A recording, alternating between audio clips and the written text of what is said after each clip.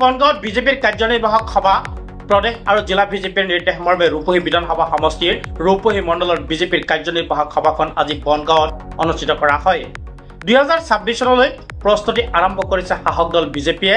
জিলাই জিলাই কাৰ্যনিৰ্বাহক সভা অনুষ্ঠিত কৰি দলৰ সাংগঠনিক দিশ পৰ্যালোচনা কৰিছে বিজেপিৰ নেতৃত্বই। পিছ পৰি থকা নাই ৰূপহী হাট বিধানসভা সমষ্টিৰ বিজেপিৰ কাৰ্যকৰ্তাসকল। 2 শতাধিক বিজেপিৰ কাৰ্যকৰ্তাৰ উপস্থিতিত হালপাৰা বনগাঁৱত আজি অনুষ্ঠিত হয় ৰূপহী মণ্ডলৰ কাৰ্যনিৰ্বাহক সভাখন।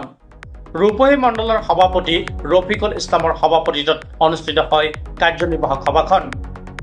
সভাখনত উপস্থিত থাকে ৰূপহী মণ্ডলৰ সম্পাদক আবু বকৰ সিদ্দিক, প্ৰাক্তন লাউকাম মণ্ডলৰ সভাপতি তথা ৰূপহী মণ্ডলৰ প্ৰভাৰী সুব্ৰত সিংহা, বিশিষ্ট সমাজকৰ্মী আনোৱাৰ হুছেইন ওৰফে ডন, কমৰুল হুছেইনকে ধৰি ৰূপহী বিধানসভা সমষ্টিৰ বিভিন্ন সক্ৰিয় বিজেপি কৰ্মকৰ্তাসকলৰ উপস্থিতিত আজি কাৰ্যনিৰ্বাহক সভাখন অনুষ্ঠিত কৰা হয়।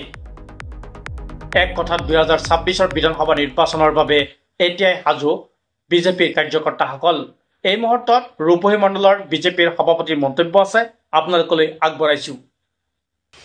আজি আমাৰ ৰূপহী সমষ্টিৰ অন্তৰ্গত ৰূপহী মণ্ডলত আমি মণ্ডল কাৰ্যনিৰ্বাহক সভা অনুষ্ঠিত কৰিছিলোঁ আৰু যিহেতু মই মণ্ডল প্ৰেচিডেণ্ট হ'বলৈ দিয়াৰ পিছত মণ্ডলে এটা কাৰ্যনিৰ্বাহক সভা পাতিব লাগে প্ৰতি বছৰে বা 3 মাহ মূৰে মূৰে। গতিকে আজি সেই ৰাজ্যিক আৰু জিলাৰ নিৰ্দেশ মৰ্মে আজি ইয়াতে আমি মণ্ডল কাৰ্যনিৰ্বাহক সভা পাতিছিলোঁ আৰু মণ্ডল কাৰ্যনিৰ্বাহক সভাত আমি আচলতে আমাৰ মণ্ডলৰ বিষয়সকল, শক্তি কেন্দ্ৰৰ প্ৰমুখসকল, 25টা শক্তি কেন্দ্ৰৰ প্ৰমুখ আছে এওঁলোকক আৰু আমাৰ বিজি ৱাৰ্ড মেম্বাৰসকলক আমি ইয়াতে নিমন্ত্ৰণ দি আনিছিলোঁ আৰু আমি প্ৰায় আজিৰ সভাত যিখিনি আমি নিমন্ত্ৰিত অতিথি বা আপেক্ষিত ব্যক্তিসকল আছিলে তেওঁলোক প্ৰায় 100% আহি আমাৰ উপস্থিত হৈছে।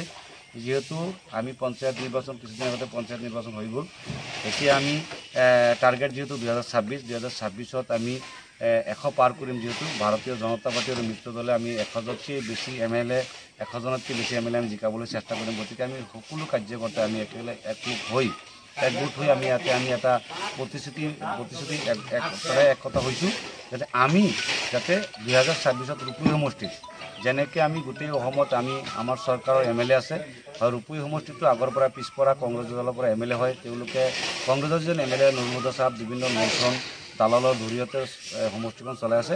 গতিকে আমি বিচাৰিছোঁ যে আমি চৰকাৰৰ ফুলিও যে বিজেপি চৰকাৰেহে সম্ভৱ উন্নয়নমূলক কামত আগুৱাই নিয়া আমাৰ অসমখনক। গতিকে আমি এইবাৰ ভাবিছোঁ যে ৰূপহী সমষ্টিটো আমি বিজেপিৰ এজন MLA আমি যিকোনো প্ৰকাৰে আমি জিকাই নিম।